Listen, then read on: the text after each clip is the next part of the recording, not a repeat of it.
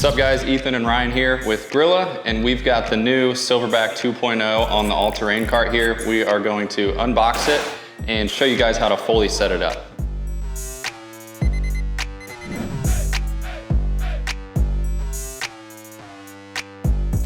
First step in assembling your AT cart is to attach the rear wheel brackets. One thing I like to do when assembling the AT cart is to flip the base over and build it from the bottom up. Makes it a little easier so you don't have to hold the components to the underside as you're screwing everything together. You're going to fasten them to the base using the M8x20 hex screws and the M8 flange nuts. Once the rear wheel brackets are secured to the base, we're going to loosely secure the steering plate and the swivel plate onto the cart base with the M12 hex head screws, the M12 locking nuts, and the M12 washer. As you tighten the locking nut, you want to tighten the locking nut until there is no free play in the steering plate.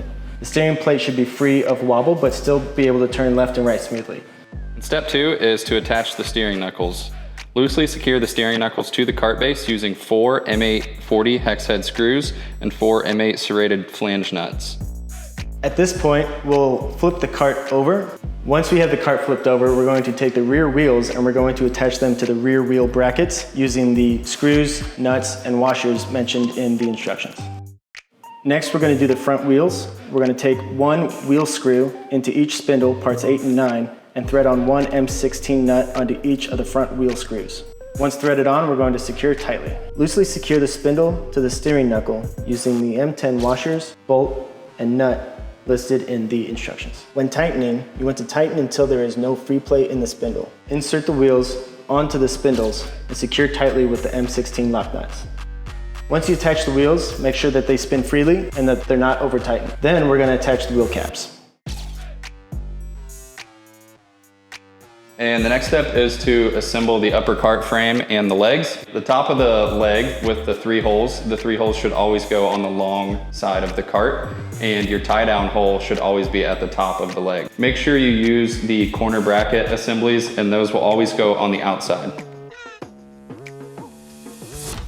Go ahead and tighten everything down before you prep to put the grill on top.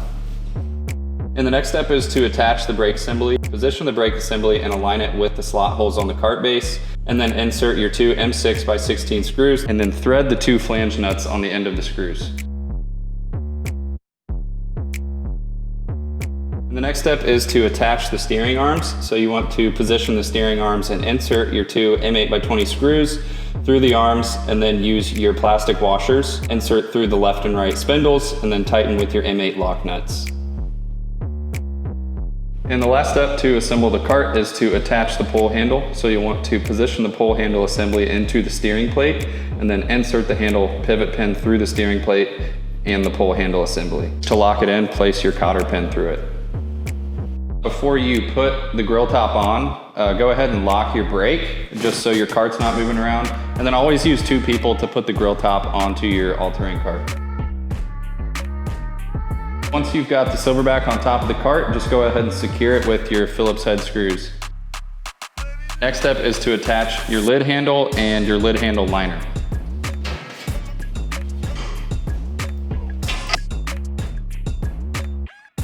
Next step is to go ahead and take everything out of packaging, all the internal components, and then position your deflector, your drip pan, as well as your cooking grates back in the Silverbac. And the next step is to attach the smokestack. So you want to make sure and align the 3 holes on the smokestack with the holes in the gasket, and then attach with your bolts and your nuts. And the last step is to go ahead and attach your power station hanger to the bottom of the hopper. All right, and that wraps it up for the assembly video of the Silverbac 2.0 on the all-terrain cart, and we have updated both sides of this. So with the all-terrain cart, it's the same construction, the same durability and everything. Have updated the steering mechanism, so it's got a tighter steering radius. And we also put a foot brake on the front, so you don't have to use wheel chock. And then the grill has a completely new barrel shape, new handle on the lid. The Silverbac accessory kit, which used to come as an accessory, is now fully included with the purchase of the grill. We have a new larger stainless steel handle on the side, a hook for your power station, cord wrap on the back, and then the new Alpha Connect 2.0, along with a larger 33-pound hopper. Once you're through with everything, just go ahead and follow the burn-in process in your instructions.